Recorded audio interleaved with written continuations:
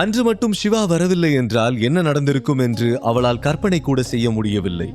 மீண்டும் அப்படி ஒரு சிச்சுவேஷன் வந்தால் ஒவ்வொரு முறையும் சிவா தன்னை காப்பாற்ற வரமாட்டான். அதனால் சிவாவோடு இருப்பதுதான் சேஃப் என்று அவளுக்கு தோன்றியது.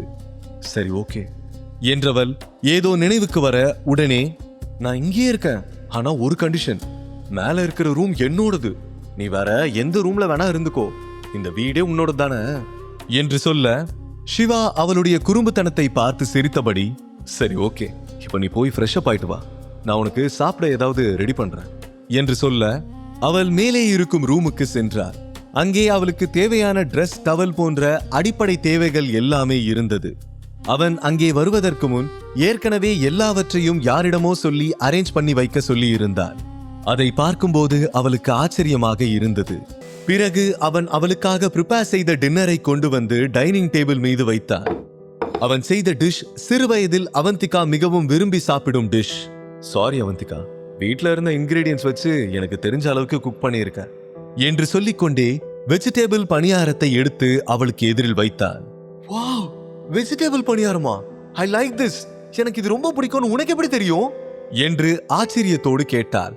சற்று சுதாரித்தவன், அப்படியா, எனக்கு எப்படி தெரியும், நான் ஜஸ்ட் ரேண்டமா தான் பண்ணேன் என்று சமாளித்தான். வெகு நாட்களுக்கு பிறகு அவள் நிம்மதியாக டின்னரை சாப்பிட்டு முடித்தாள். பிறகு இருவரும் அவரவர் ரூமுக்கு சென்று விட்டார்கள். இரவு 12 மணி. சிவாவுக்கு தூக்கம் வரவில்லை. இன்று அவன் மிகவும் சந்தோஷமாக இருந்தான். தன்னுடைய சைல்ட்ஹுட் லவ்வை கண்டுபிடித்தது மட்டுமில்லாமல் அவளை தன்னுடைய வீட்டிற்கே அழைத்து வந்து விட்டான். இனி அவளை விட்டு பிரியவே கூடாது என்று நினைத்தான். அவந்திகாவின் முகத்தில் நிம்மதியை பார்த்த சிவா இன்று அவள் நல்ல மூடில் இருப்பதால் எப்படியாவது தன்னை பற்றி சொல்லிவிட வேண்டும் என்று அவளுடைய ரூம் வரை வந்தவன் திடீரென அப்படியே நின்று விட்டான். உள்ளே இருந்து அவள் புலம்பிக் கொண்டிருப்பது அவன் காதில் விழுந்தது. நீ ஒரு ஏமாத்துக்கார, ஐ ஹேட் யூ. கண்டிப்பா உன்னை தேடி வருவேன்னு ப்ராமிஸ் பண்ண, ஆனா இத்தனை வருஷமாகியும் நீ என்னை தேடி வரவே இல்லை. ப்ராமிஸ மட்டும் இல்ல, நம்ம லவ்வையும் பொய்யாக்கிட்ட. நீ ஒரு துரோகி. ரேகாவும் நந்தினியும் என்னை எவ்வளவு கஷ்டப்படுத்துறாங்கன்னு தெரியுமா? என்னை அடிச்சாங்க, அவமானப்படுத்தினாங்க. இது எல்லாத்தையும் நான் உனக்காக தான் தாங்கிக்கிட்டேன். ஆனா நீ என்னை பத்தி கொஞ்சம் கூட யோசிக்கவே இல்லைல்ல. I hate you, I hate you என்று சொல்லி அவந்திகா அழுது கொண்டிருந்தார். அவளுடைய வார்த்தைகள் சிவாவின் இதயத்தை ஒரு கத்தியை போல குத்தி கிழித்தது. ஆனால் அவனால் எதுவும் செய்ய முடியவில்லை. ஐம் சாரி அவந்திகா, நீ இன்னும் எனக்காக வெயிட் பண்ணிக்கிட்டு இருக்க. இப்ப வரைக்கும் உனக்குன்னு ஒரு லைஃபை தேடிக்கல. நீ என்ன ட்ரூவா லவ் பண்ற, எனக்காக அழற. நானும் அப்படிதான் உன்னையே நினைச்சுதான் இப்ப வரைக்கும் வாழ்ந்துகிட்டு இருக்கேன். நந்தினிய கூட நீனு நினைச்சுதான் நான் கல்யாணம் பண்ணிக்கிட்டேன். நிச்சயமா இந்த உண்மையை நான் உனக்கு புரிய வைப்பேன். சைல்ட்ஹுட் சிவா மேல உனக்கு இருக்கிற கோவத்தை மறைய வச்சுட்டு அதுக்கப்புறம் நான் யாருங்கிற உண்மையை சொல்றேன். இப்ப சொன்னா நிச்சயமா உன்னால புரிஞ்சுக்க முடியாது. அதோட நீ என்னை வெறுத்துடுவ. அது உன் தப்பு இல்லை. நீ கண்டிப்பா ஒரு நாள் என்னை புரிஞ்சுக்கிட்டு அக்செப்ட் பண்ணிக்குவ. அது வரைக்கும் நான் உன் கூடவே இருந்து இது வரைக்கும் உன் லைஃப்ல எதெல்லாம் கிடைக்கலையோ அதெல்லாம் உனக்கு கிடைக்கிற மாதிரி பண்றேன். உன்னோட பர்த்டேவை இந்த உலகமே பார்த்து ஆச்சரியப்படுற அளவுக்கு ரொம்ப கிராண்டா செலிப்ரேட் பண்ற என்று நினைத்து கொண்டார். பிறகு அவன் தன்னுடைய ரூமுக்கே திரும்பி சென்று விட்டான். செல்போனை எடுத்து தினேஷுக்கு டயல் செய்தான். தினேஷ், சொல்லுங்க சீஃப், நான் என்ன செய்யணும் என்றார் தினேஷ்.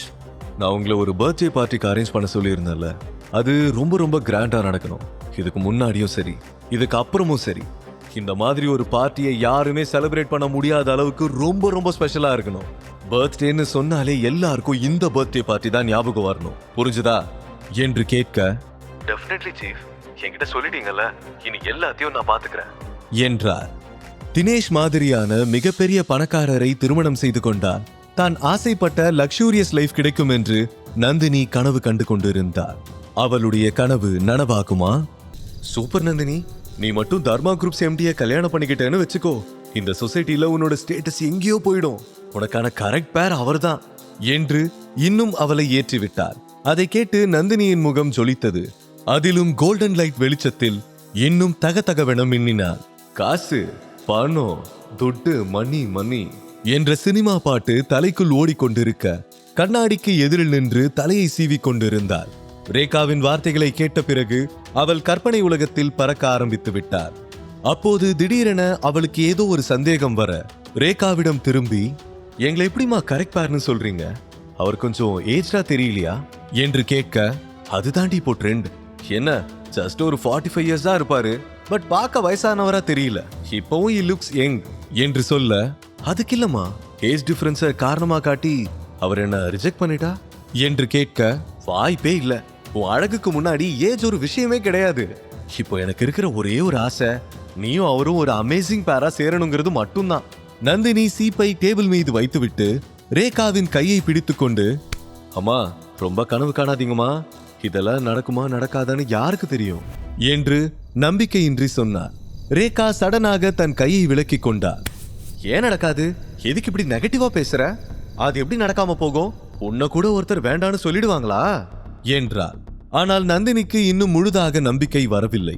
அவள் மீண்டும் கண்ணாடியின் பக்கம் திரும்பி தன் முகத்தை பார்க்க, ரேகா அவள் தோள்களில் கை வைத்து கண்ணாடியில் நந்தினியின் முகத்தை பார்த்தபடி, இங்க பாரு நந்தினி, அந்த தினேஷ் உனக்கு தான். இத நான் ஸ்ட்ராங்கா சொல்றதுக்கு ஒரு ரீசன் இருக்கு.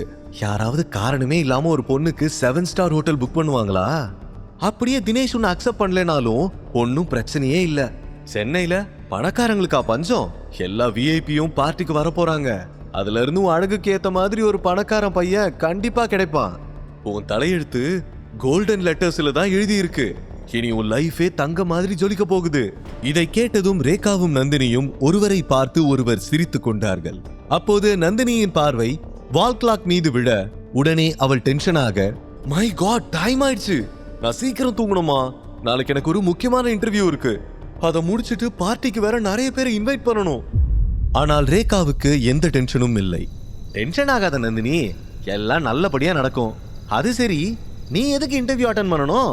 நமக்கு சொந்தமா கம்பெனி இருக்கும்போது நீ எதுக்காக வேற கம்பெனிக்கு வேலைக்கு போகணும் என்றார். எந்த ப்ராஃபிட்டும் இல்லாத ஒரு கம்பெனி இருந்தா என்ன, இல்லனா என்ன? நான் எங்க இன்டர்வியூ போறேன்னு தெரியுமா? தர்மா குரூப்ஸுக்கு என்று சொல்ல, என்ன சொல்ற நந்தினி? தினேஷ கல்யாணம் பண்ணிக்க போறேன்னு நீ தானே சொன்ன. இப்போ அந்த கம்பெனிக்கு வேலைக்கு போறேன்னு சொன்னா என்ன அர்த்தம்? எனக்கு தலையே சுத்துது, கொஞ்சம் புரியுற மாதிரி சொல்லு என்றார். அதுக்கு தாமா வேலைக்கு போறேன். எனக்கு அங்க வேலை கிடைச்சா என் வேலை இன்னும் ஈஸி ஆயிடும். நான் தினேஷ் கூட நெருங்கி பழக முடியும். அது மட்டும் இல்ல, நல்ல இன்கம் கிடைக்கும் என்றார். அதை கேட்ட ரேகா தன்னுடைய மகளின் சாமர்த்தியத்தை நினைத்து பூரித்து போனார். உன்னை நினைச்சா எனக்கு ரொம்ப பெருமையா இருக்கு நந்தினி. இப்போதான் நீ என்ன மாதிரி திங்க் பண்ண ஆரம்பிச்சிருக்க. கண்டிப்பா உனக்கு வேலை கிடைக்கும். தினேஷுக்கு ஏற்கனவே உன்னை ரொம்ப பிடிச்சிருக்கு. இனிமே 2 பேரும் ஒரே இடத்துல ஒன்னா டைம் ஸ்பெண்ட் பண்ணலாம் என்றார். நந்தினி படுக்கையில் விழுந்தபடி, குட் நைட் மா, போகும்போது லைட் ஆஃப் பண்ணிட்டு போயிடுங்க என்று சொல்லிவிட்டு போர்வைக்குள் நுழைந்து கொண்டார். ரேகா அவளை சிறிது நேரம் பார்த்துவிட்டு, இனி அவளை டிஸ்டர்ப் பண்ண கூடாது என்று நினைத்தவள் லைட்டை ஆஃப் பண்ணிவிட்டு கதவை க்ளோஸ் பண்ணிவிட்டு சென்றார். ரூம் இருட்டாக இருந்தது. ஆனால் நந்தினியின் கண்கள் மட்டும் இன்னும் திறந்தே இருந்தது. ரேகாவிற்கு எதிரில் காட்டிக்கொள்ளவில்லை என்றாலும் அவள் மனதுக்குள் பேராசை பொங்கி வழிந்தது. பெண் எப்போது தூங்கினோம் என்று அவளுக்கே தெரியவில்லை. மறுநாள் பொழுது விடியும் போது சூரிய வெளிச்சம் சிவாவின் கண்களை வருடியது. அவன் மெதுவாக கண்களை திறந்து பார்த்தான். இன்று அவன் புதிதாக உணர்ந்தான். அவந்திகாவோடு ஒன்றாக ஒரே வீட்டில் இருப்பதை நினைத்து அவன் மிகவும் சந்தோஷப்பட்டான். அவனுடைய பல வருட ஆசை ஓரளவுக்கு நிறைவேறிவிட்டது போல இருந்தது. அந்த சந்தோஷத்தில் சோஃபாவில் படுத்திருந்த சிவாவுக்கு ஒரு எண்ணம் வந்தது. தன்னுடைய கைகளால் அவந்திகாவுக்கு பிரேக்ஃபாஸ்ட் செய்து தர வேண்டும் என்று எண்ணினான். உடனே கிச்சனுக்கு சென்றான். கிச்சன் முழுவதும் தேடிய பிறகு இன்று என்ன பிரேக்ஃபாஸ்ட் செய்து தரலாம் என்று ஒரு முடிவுக்கு வந்தான். வெஜிடபிள்ஸை கட் பண்ணி கொண்டிருக்க திடீரென அவனுடைய செல்போன் ரிங் ஆனது. நம்பரை பார்த்ததும் திகைத்து விட்டான். அந்த கால் நந்தினியிடமிருந்து வந்திருந்தது. அவள் கால் செய்வாள் என்று அவன் நினைக்கவே இல்லை. அவள் ஏன் தனக்கு போன் செய்கிறாள் என்று புரியாமல் போனை ஆன் செய்து ஸ்பீக்கர் மோடில் போட்டுவிட்டு வெஜிடபிள்ஸை கட் பண்ணினார். நந்தினி சோர்வான குரலில் ஹலோ என்றார். பதிலுக்கு சிவா ஹலோ சொல்வதற்குள், சீக்கிரம் என் ஷூக்கு பாலிஷ் பண்ணி வை, என்னோட ஒயிட் ஷர்ட் அயர்ன் பண்ணி வச்சிரு, நான் இன்னைக்கு ஒரு இன்டர்வியூக்கு போகணும் என்று அரை தூக்கத்தில் முணங்கினார். ஒரு சிறிய மௌனத்திற்கு பிறகு சிவா, நம்ம 2 பேருக்கும் டிவோர்ஸ் ஆயிடுச்சு, இனிமே இது மாதிரி வேலைக்கெல்லாம் வேற யாரையாவது தேடிக்க என்றார். நந்தினி தூக்க கலக்கத்தில் சிவாவுக்கும் தனக்கும் டிவோர்ஸ் ஆகிவிட்டது என்பதை மறந்து வழக்கம் போல அவனிடம் வேலை சொல்லிவிட்டார். ஆனால் சிவாவின் வார்த்தைகளை கேட்டவுடன் சட்டென நார்மல் ஆகி எழுந்து உட்கார்ந்தாள். அதெல்லாம் எனக்கு தெரியும், உன்னை போலீஸ் தானே கூட்டிட்டு போனாங்க, எப்படி திரும்பவும் வெளியே வந்த? ஒவ்வொரு தடவையும் உன்னால மட்டும் எப்படி போலீஸ் ஸ்டேஷன்ல இருந்து சீக்கிரமா வெளியே வர முடியுது என்று கேட்க, ஏன் ரொம்ப வருத்தமா இருக்கா? நான் ஜெயிலுக்கு போகலன்னு தெரிஞ்சா நிச்சயம் நீ சந்தோஷப்பட மாட்டேன்னு எனக்கு தெரியும் என்று சொல்ல, அவள் எந்த பதிலும் சொல்ல முடியாமல் போனை வைத்து விட்டாள். போனை வைத்த பிறகுதான் நந்தினி சொன்ன வார்த்தைகள் சிவாவுக்கு நினைவுக்கு வந்தது. அவள் இன்று இன்டர்வியூ போக வேண்டும் என்று சொல்லியிருந்தாள். அவள் எதற்காக இன்டர்வியூ போக வேண்டும் என்ற கேள்விதான் முதலில் வந்தது. முழு கதையையும் கேட்டு மகிழ பாக்கெட் FM ஏபி டவுன்லோட் செய்யுங்கள். லிங்க் டிஸ்கிரிப்ஷனில் கொடுக்கப்பட்டுள்ளது.